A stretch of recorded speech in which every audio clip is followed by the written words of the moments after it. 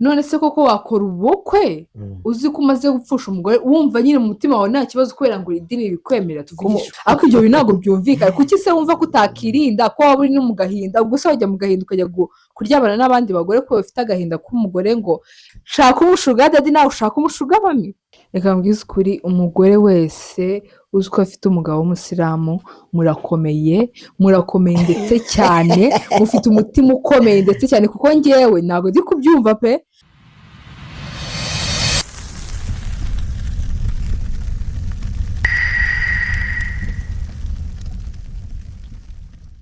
Hello beautiful people, nizere ko mumeze neza cyane. So we are back and back and back.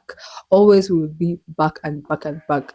So nizere ko mumeze neza, nsujije abanyarwanda mwese aho muri hose, nsujije abantu mwese muri hanze. Umuntu wari wese uko ari umuntu ndamusuhuje. And then nongeye gusuhuza abantu bose bumva ko batameze neza, abantu bose barwaye, abantu bose bakomerewe n'ubuzima. I promise you muzamera neza very soon. Hari Imana hejuru ya byose. So nkuko rero nawe bibasezeranyije, vibes ni vibes. Tugiye gukomeza ikiganiro twibaza kuri byinshi, dutekereza kuri byinshi, urumva tushaka ibisubizo by'ibibazo bimwe na bimwe bigiye bitandukanye. Ariko nkuko rero nawe bibabwiye, ntabwo ndi jyenyine. Umeze ute umuso? Ese uri umusore oya nako banza umbwira umeze ute? Meze neza ndakomeye. Harya witwa ngiki? Izina ryanjye se? Oya kugeza izi sano narifata mu mutwe. Oya kurifata mu mutwe ari cyo kibazo. Uburyo witwamo nicyo nyine kintu gitangaje kuri isi. Eze ndaguca agasebe urumva ari ibyatari. Oya riratangaje cyane, abantu badukurikira n'ukuri mubanze mumbwire. Ibaze sheri wawe yitwa gutyo, ibaze sheri wawe yitwa ngo ndaguca agasebe. Ese wazajya umuhamagara ukambwira ngo sheri ndaguca agasebe bite? Imagine that. Muhamagare se cyangwa wowe mubwira amamagare? Oya birasibetse gusa n'ukuri kwimanira izina riratangaje kabisa. Ese uri umusore? Wandikeye izina. Nyine uri umusore kuko iryo zina sinzi niba ari umuntu wakwemeye pe ufite iryo zina. Ndamufite. Umuntu ashobora kuba yihangana ko ngiye nk'umukobwa ntabwo nakemera nk'umuhungu witwa gutyo pe. Bashaka utuzina turi romantic nka Tony nka Tony n'irindi. Urumva utuzina nyine tworoshye you know, ariko ndaguca agasebe. Ese wowe uramufite?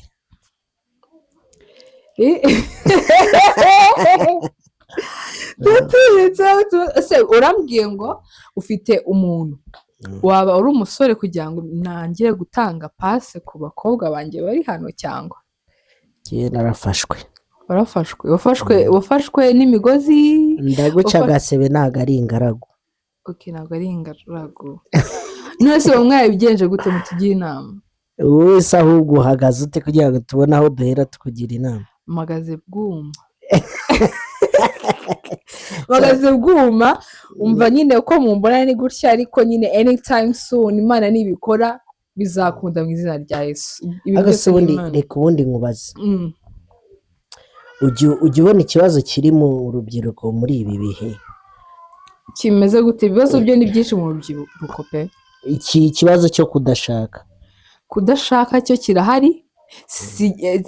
Nuko imyaka igenda yiyongera ntabwo kizigera gicika, kuko like subu navuga gute, imyaka uko iri kugenda yiyongera niko n'ibintu biri kugenda bikomera cyane kurushaho cyane. Kuko gushaka ubu ngubu usigaye ubwira umuhungu ngo ubukwe bimeze gute na gute, ukabona sari kubyumva bya danje pe. Ariko hari n'abantu baba ari inkwakuzi mu gushaka. Sinzi uburyo nabibabwiramo, ariko reka nkubaze wowe umbwire. Ufite nk'umwana agashakana n'umuhungu, yamara gushakana n'umuhungu nyuma y'ukwezi mushakanye agapfa. agapfa nyine urumva uri mu gahinda nk'umubyeyi wabyaye umwana ukaba wamushyingiye ataranakubyarira n'akuzukuru ukabona arapfuye. yego Nyuma rero urabizi ko nyuma y'ukwezi sometimes amafamiye menshi ajya kwibuka umwana wabo watabarutse. Mu gihe muri kwibuka uwo mukwe wawe, uwo wari umukwe wawe still aba ari umukwe wawe kuko aba yarashakanye n'umukobwa wawe, agahaguruka mu gihe muri gahinda muri kwibuka umwana akavuga rero ari itangazo nashaka kubaha, mfite umukunzi nshaka gushakana nawe mu kwezi nyine mu minsi iri imbere itari kure cyane. Wibuke ko ukwezi gushize aribwo umwana wawe apfuye. Wibuke ko noneho abikubwiye muri ibyo bihe bitoroshye, muri kumwe n'umuryango igiye itandukanye n'inshuti n'abavandimwe, araje akubwiye ngo ngiye gushaka ako kanya, wabyitwaramo ute? Mbabwiza ukuri. Ni ikibazo ubajije cyangwa ni sitori yabayeho? Ni sitori yabayeho, ariko nyikubwiye nshaka no kugira ngo umbwire izo feelings, kuko njye nabyumvishe numva nyine ni ibintu biteye agahinda nyine biri heartbroken cyane. Ndavuga se wowe ari nk'umwana wawe nyine bibayeho nyine wowe wakiyumva nyine umeze gute? Ibyo byaba ari byo se bituma abantu batinda gushaka se cyangwa? Oya, nyine ntabwo ariyo mpamvu ituma abantu batinda gushaka, urumva, ariko nayo yaba mu mpamvu nari nkubwiye ko nyine ituma utinda. Oya, nari nkubwiye ko hari nyine hari impamvu nyinshi zigiye zitandukanye zituma nyine umuntu abona ko hari abantu batari serious, ari abantu badafite urukundo, urumva, umuntu akabyibazaho ndetse cyane. Niyo mpamvu nari nkubwiye ngo banza ume nyine nk'igisubizo nk'umubyeyi w'uwo mukobwa, nk'umubyeyi w'uwo mukobwa wawe wapfuye, bakaza bakubwira ko umukwe wawe afite undi mugeni. Ese wowe wakwiyakira gute? Wakumva nyine ari ibintu biri aho bisanzwe? Sasa rero ubundi akenshi biterwa, njyewe nabifata nabi cyangwa se wenda nabifata neza bitewe n'imyemerere. Icya mbere nk'ubu ndaguha urugero, wenda njyewe ndi umusilamu. Muri isilamu biremewe ko ushobora kuva kuzika, gushingura, ukaba wahita ufunga indoha, ukaba wakongera ugahita ukora ubundi bukwe.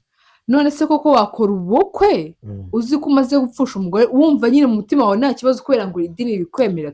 Ku mugabo ho biremewe. Nose kuva ntabwo ufite, ukumva nyine umutima wawe ureze pe.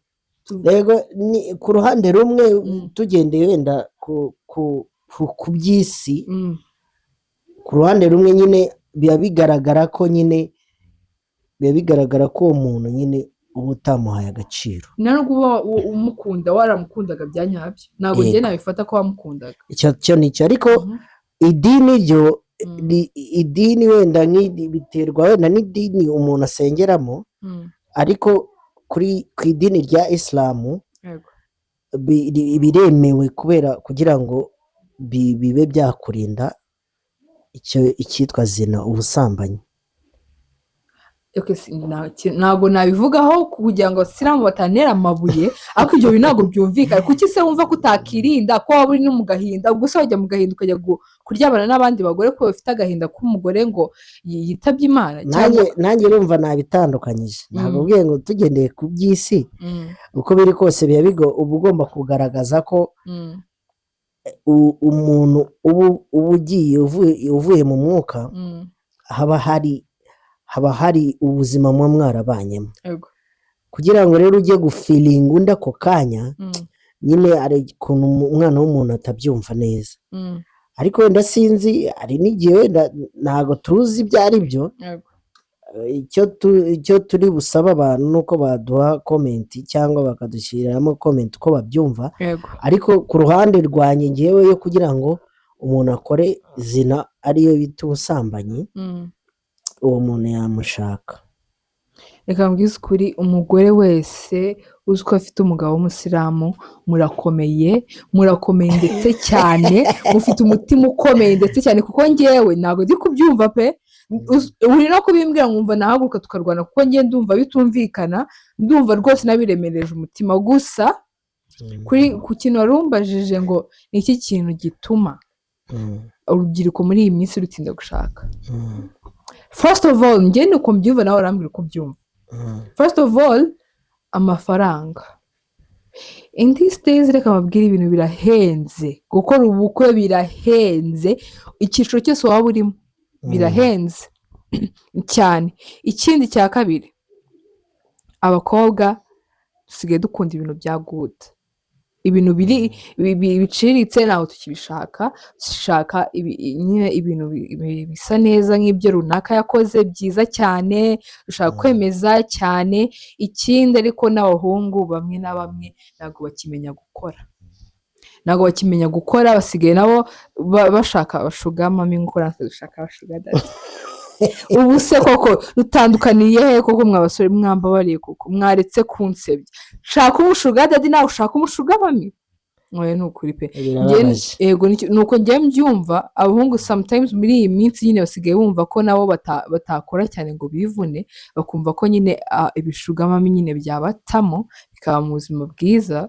Rero niyo mpamvu sinzi mwebwe uko mubyumva, bari kudukurikira basigaye ari abanebwe muri make. Nawe urabyumva nyine, ntabwo bashaka gukora habe na gato, bashaka kwirira ubuzima, kwambara neza, mu modoka meza, kwifotoreza mu mamodoka meza, batavunitse. Sinzi ho niba ari ukubyumva, gusa njye nicyo gitekerezo nyine numvaga natanga kuri icyo ngicyo. Sinzi wo kubyumva niba ari uko nawe. Njyewe uko mbyumva rero, ubu imboni ibyo byose uvuze n'ibyo, ariko akenshi nyine ntabwo ariyo mpamvu, ni imyumvire y'abantu. Gushaka ntabwo numva ko ugomba gushaka ari uko ufite ubutunzi, ugomba gushaka ari uko whatever, ariko icyo numva ngewe, urumva ni ikibazo cya understanding tu, nta kindi. Ikindi no gutinya inshingano, urumva gutyo wari uvuze ko badashaka gukora, barashaka kurya batavunitse nyine.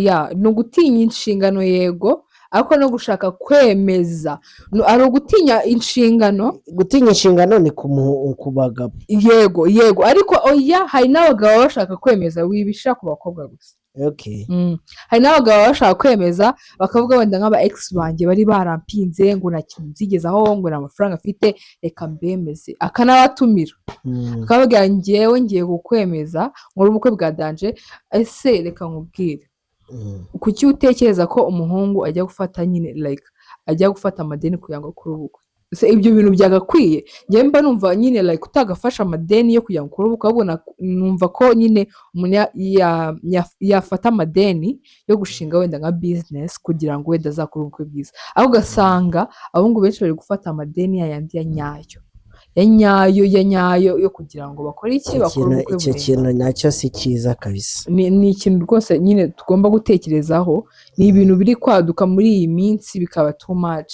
None se ko nsanzwe numva bavuga ngo ubukwe ni ubw'umuryango. Yego.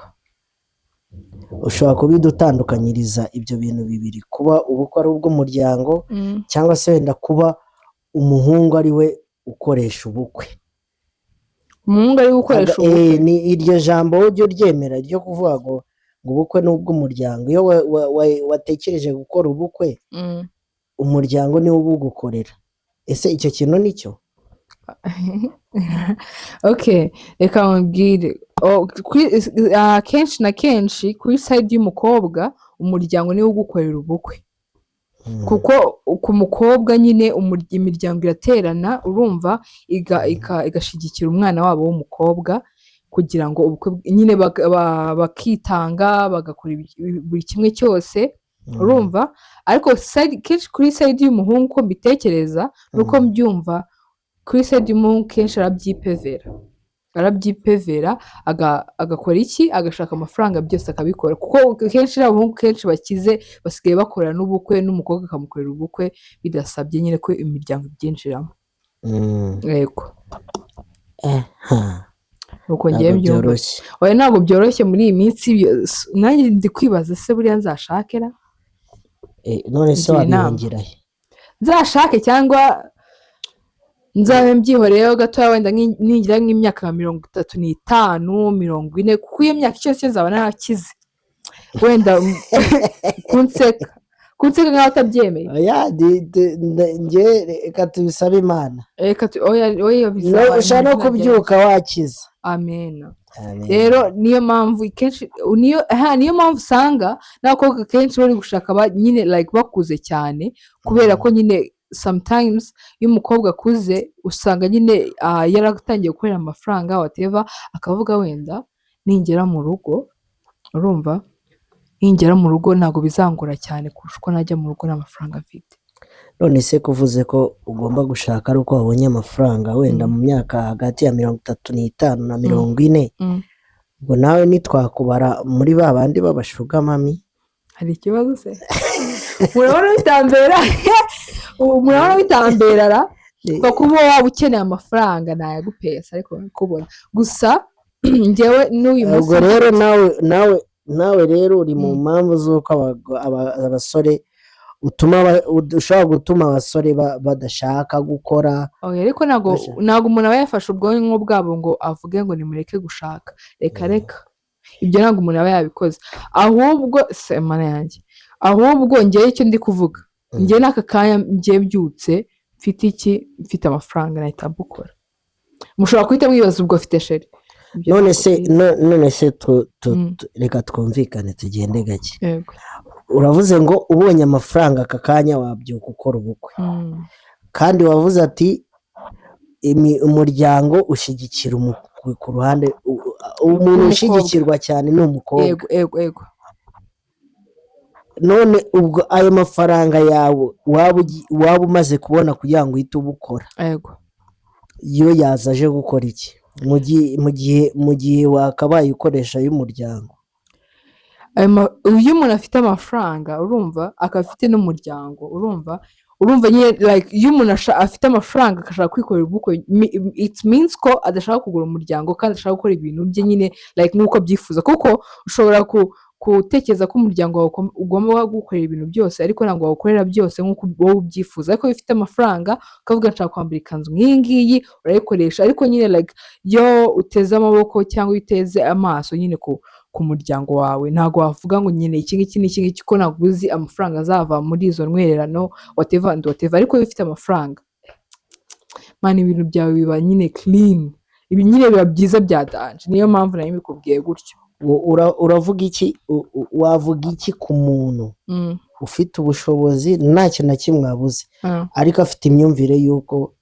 adazashaka nanjye kuvuga ngo baramuroze ariko nsanga ko nanjye bari baranduze kuko nuko natekerezaga nanjye nuko nabitekerezaga mvuga ngo nindamuka mbonye amafaranga sinzi yanshaka none Imana irambwira nta mafaranga ngiye kuguha ubanza Imana yarabirebye ikavuga ngo umukobwa uzabona amafaranga yarashatse kugira ngo ushake gusa sometimes nyine twumva ko nyine urugo kenshi ari stress abakobwa kuko nyine sometimes ingo nyinshi tubona zirasenyuka ziratongana whatever tukumva ko dufite amafaranga tukabaho twenyine wenda mu gihe dufite wenda nk'agasore keza kuko turabizi abasore nabo basigaye bashaka amafaranga ufite amafaranga ntabwo wabura umusore mwiza wakubyarira rero ukumva ko wabaho muri amafaranga yawe n'umwana wawe na stress nyine z'umugabo whatever ariko ngiye icyo nababwira nyine like ingo zose ntabwo ariko ari mbi nyine like ari ukuntu ubona ingo nyinshi kugira ngo zose zarashize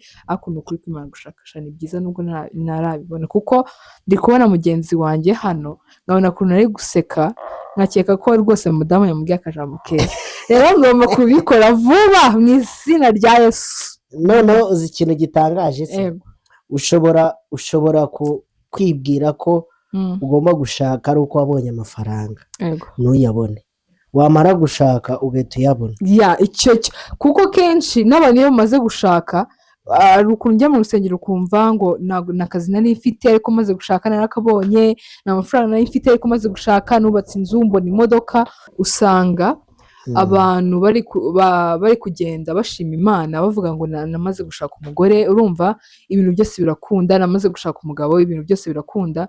Rero niyo mpamvu nari ndi kuvuga ngo sometimes turabyihunza kandi sometimes babona ari byiza pe. Sinzi uko ubibona kandi warashatse, ahubwo wowe watubwira uko ubibona kuko niyo washatse tubwire we vuga ku ruhande rwawe uko bibona. Njye nuko mbyumva nyine sometimes tugira ubwoba bwo gushaka, ariko mbabona nyine nanone iyo ushatse neza bajya bavuga ngo harya ngo iyo ushatse ngo urushako rwiza ni nk'ijuru rito. Simbizi niba mbivuze nabi ariko muraza kunkosora muri comment. Iyo ushatse neza nyine nta kikurutira nyine urugo pe. Nanjye njya mbibona yego muri filime, ariko muri filime ibyo bakina nyine ndakeka aba ari byo kuko nyine winseka mani ni ukuri kw'Imana mbabona urukundo ari rwiza pe. Rero iyo umuntu ugize amahirwe iyo ugize amahirwe ugashaka umuntu wa nyawe noneho ikintu gitangaje ushobora no ugashaka umuntu uyafite bikarangira nta byishimo ubonye. I know that. Ugasanga muri icyambe simukundanye, muri gutongana, simuhuza, nakubahana, ariko ugasanga ese kuki abantu b'abakene kenshi uba usanga bubahana bakundana. nuko baba barakundanye nta mpamvu irimo hagati y'urukundo rwabo. Ni ukuvuga ngo baba barakundanye nta kindi kintu bagishingiyeho. Ni ukuri kuko abantu benshi usanga badafite amafaranga ubona bakundana bubahana, mana yanjye ukabona nyine biri so sweet. Kandi njya nkeka ko buriya urukundo ni nko kubaka inzu. Ntabwo ushobora kubaka inzu uhita utangira ibikuta utabanje gushyiraho fondasiyo. yo yubatse gutyo nyine iranasenya. Kandi buriya kugira ngo umenye umuntu wawe wa nyawe ni uko mubanza gucana mu bigori. Aranakubaha by the way. Aranakubaha iyo bigezemo, arakubaha yatatangiye kurya ibindi byana bikuruta.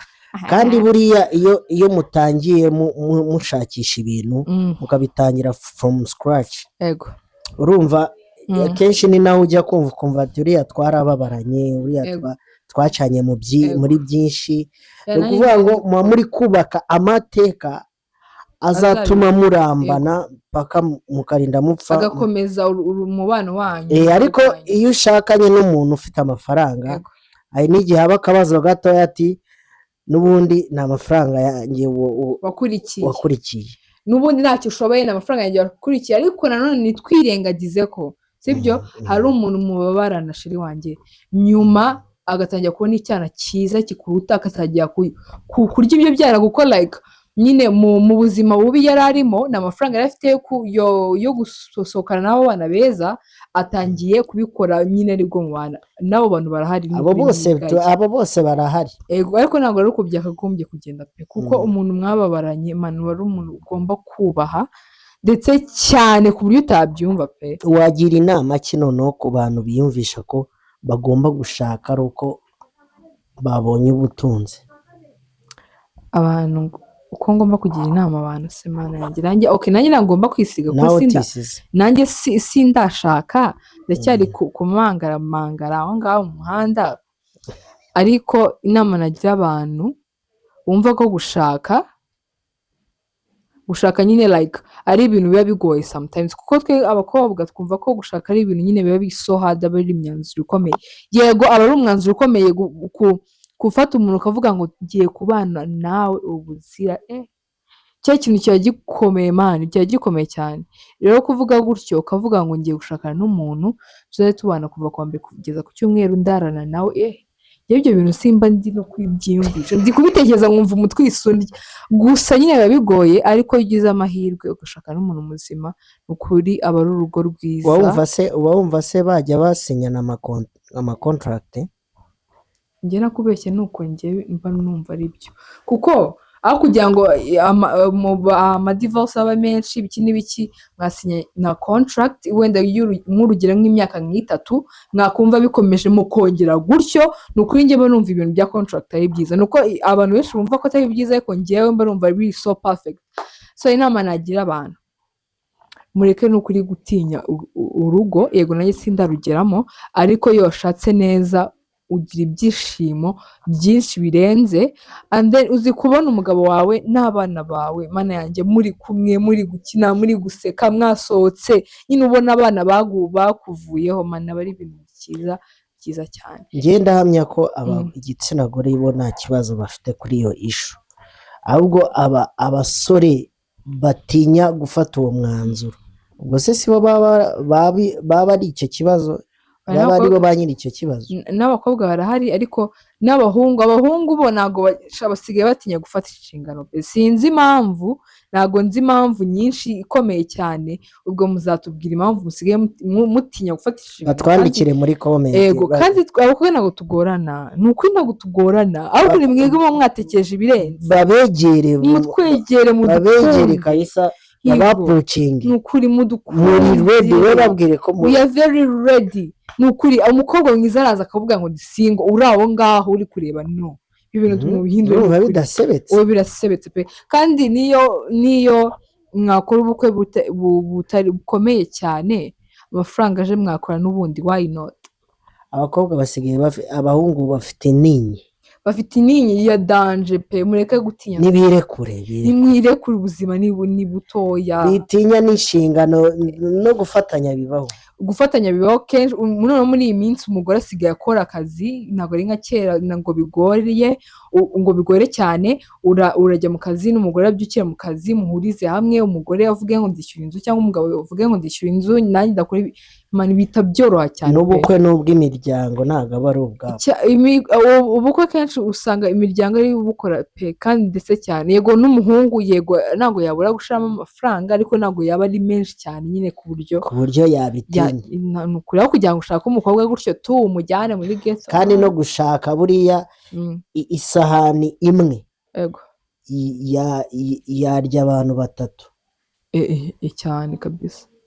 Ntabwo ari ngombwa ngo ibintu byose mugende mubifite, ngo amasaramanje, ngo ibitanda byiza, ngo intebe nziza, whatever, no. Iyo mukundana n'ibindi bigenda biza, kandi n'ikindi n'amasahani si ngombwa n'isafuriya kubiriramo. Ujya wumva ka karirimbo se ngo no hasi twaharyama? Iyo ndirimbo ni no hasi hararyama, niba mukunze mujyane. Nanjye kuvuga ngo ushaka indirimbo urayihimbiye. Ni ukuri mwirengere abasheri, ni ukuri we are very available, ariko not to me, ariko we are very available, turahari. Ni ukuri mwirekure, turahari pe. Babegere, mutwegere, dukundane. Imana yaravuze ngo muzajye mukundana, kunda mugenzi wawe nk'uko wikunda.